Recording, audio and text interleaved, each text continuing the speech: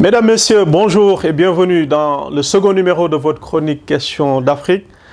Pour ce second numéro, nous allons parler de la situation sécuritaire au Sahel. Quelle approche pour repenser la sécurité au Sahel? Nous allons commencer par décrire la situation que prévaut dans cette zone. Et pour cela, nous allons emprunter la phrase du président nigérien Youssouf qui disait qu'il n'y a que du sang et des larmes du bassin lac Tchad au Sahel. Cette phrase suffit à elle seule de décrire la situation qui prévaut dans cette zone géographique. Rien qu'en 2019, on a compté pas moins de 4000 civils tués, 1500 militaires tués, rien que pour 2019, ce qui fait à peu près plus de 5 fois la situation en 2016. Il ne se passe pas une semaine, un mois, où un civil, un militaire ou des civils, des militaires sont tués dans cette zone géographique. Le contraste pourtant est saisissant avec le volume d'engagement très important dans cette zone. On note plusieurs forces en présence. Je veux citer le G5 Sahel, qui est la dernière initiative, l'opération Barkhane, avec pas moins de 4500 hommes, l'opération, ou en tout cas la force de maintien de la paix des Nations Unies, la MINUSMA, avec pas moins de 14 500 hommes. Malgré ce volume d'engagement en termes humains, il y a aussi un volume d'engagement important en termes financiers matériels. Rien que pour Barkhane, c'est 700 millions de dollars par an. Rien que pour la MINUSMA, c'est 1 milliard de dollars par an. Pourtant, la situation devient de plus en plus compliquée. Tous les jours, il se passe des tueries, des guerres, soit entre groupes ethniques, soit les rebelles qui attaquent les forces de défense et de sécurité dans cette zone. Face à cette situation qui prévaut dans cette zone géographique, il faut, je pense, un changement de méthode et de stratégie. La solution militaire est incontournable, mais ne suffit pas à elle seule. Il faut développer davantage de renseignements en impliquant les populations au niveau local. Comme disait un président, on a toujours besoin, dans le cadre du renseignement, d'un plus petit que soi. Dans cette zone géographique, on peut s'intéresser aux bergers, on peut s'intéresser à l'agriculteur qui peut détenir des informations capitales. Il faut davantage impliquer la population locale qui vit avec ces djihadistes, ces terroristes. Au-delà du renseignement au niveau de la population, il faut davantage développer aussi le renseignement militaire avec naturellement une coopération beaucoup plus accrue avec les grandes puissances, notamment les Occidentaux présents dans cette zone. Je veux parler des États-Unis, je veux parler de la France, avec l'opération Barkhane qui est sur le terrain. Il faut aussi développer la coopération au niveau sous-régional avec une harmonisation de la législation, parce que aussi quand on capture des djihadistes, il faut les poursuivre, il faut un procès, il faut donc des juridictions pénales africaines à ce niveau aussi. Malheureusement, la législation est assez disparate en ce qui concerne l'Afrique à ce niveau. Il faut aussi développer l'entraide pour faciliter davantage l'extradition de ressortissants étrangers capturés dans cette zone géographique. Donc, je pense que au-delà de cette solution non militaire, il faut davantage construire une architecture régionale. Une architecture régionale, c'est-à-dire impliquer davantage ou privilégier davantage les forces régionales africaines, beaucoup plus légères, beaucoup plus mobiles, ce qui implique naturellement plus de moyens. Cela commence naturellement par développer nos armées nationales, parce que pour aspirer aussi à une armée africaine solide, il faut d'abord que les armées nationales soient beaucoup plus outillées, beaucoup plus performantes, ce qui n'est pas encore le cas, on l'a vu au Mali.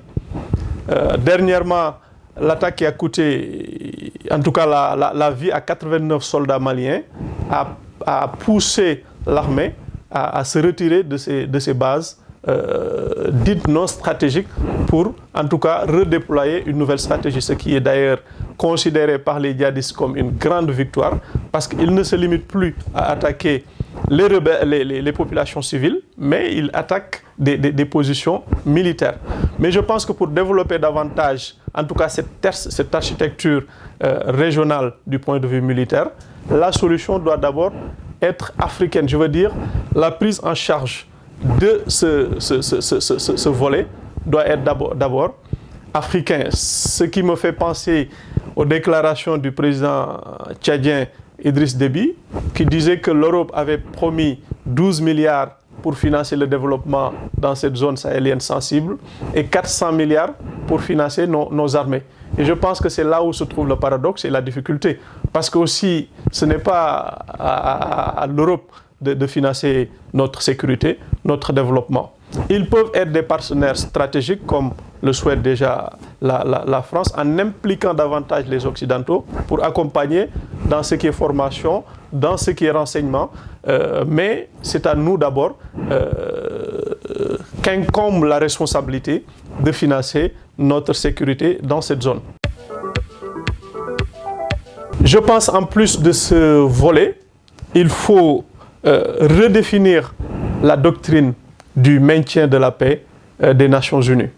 C'est vraiment, je pense, le troisième axe de notre réflexion par rapport à cette situation qui prévaut dans la zone sahélienne. La zone sahélienne est considérée aujourd'hui comme une zone de conflictualité en spirale. Il ne se passe pas une semaine où des militaires ou des civils sont attaqués. Pourtant, il y a une forte présence militaire de la MINUSMA, donc des casques bleus, communément appelés casques bleus, donc la présence des Nations Unies. Avec un budget conséquent, pas moins de 15 000 hommes, 4 500 hommes précisément. Donc, face à cette nouvelle typologie des menaces, il faut réadapter, je pense, la stratégie de maintien de la paix. Il faut que les Nations Unies, enfin, acceptent de se réformer, en tout cas au moins pour ce qui concerne la mission de maintien de la paix. Parce qu'elles ne peuvent plus être statiques. Elles ne peuvent plus se complaire de maintenir, en tout cas de constituer une zone de tampon. Avant, il fallait un cessez-le-feu, il fallait d'abord rétablir l'ordre pour que les Nations Unies maintiennent la paix. Aujourd'hui, pour maintenir la paix, il faut d'abord qu'il y ait la paix. Dans la zone sahélienne, il n'y a pas de maintien de la paix parce qu'il n'y a pas de paix. Donc je pense que les Nations Unies n'ont pas d'autre choix que de se réformer à ce niveau pour effectivement s'adapter aux nouvelles réalités, aux nouvelles menaces à laquelle est confronté le monde au-delà même du Sahel. Je pense que c'est inéluctable, c'est vraiment évident, c'est une évidence. Et le dernier, en tout cas la dernière réflexion à ce niveau, je pense, serait de mettre davantage l'accent sur la volonté politique. Cette, en tout cas, idée me fait penser toujours aux déclarations d'un ancien président, Obasanjo, le grand panafricain, le Nigérian Obasanjo, qui disait qu'on n'a pas de problème. En Afrique, on n'a pas de problème de programme. C'est plutôt une question de manque de volonté politique. On a souvent du mal à mettre en œuvre nos engagements. Et je m'inscris parfaitement dans cette idée, dans la mesure où il n'y a pas de problème de moyens. Aujourd'hui, en Afrique, on a en tout cas l'un des taux de croissance les plus élevés au monde. On a les matières premières, on a du soleil, on a tout ce qu'il faut en réalité. On n'a pas de problème de ressources financières. Et le paradoxe est saisissant. Quand on vous dit d'un côté, ce sont les autres qui doivent financer notre développement, et d'un autre, on voit par exemple l'Algérie qui a prêté de l'argent au FMI à hauteur de 4 milliards de dollars, la Guinée équatoriale qui met sur un prix de l'UNESCO plus de 3 millions de dollars. Le contraste est assez saisissant. Donc je pense qu'on a les moyens. La solution est dans la volonté politique. Merci mesdames, messieurs d'avoir suivi ce second numéro, Questions d'Afrique. Nous vous donnons rendez-vous au prochain numéro sur les antennes d'ICA News.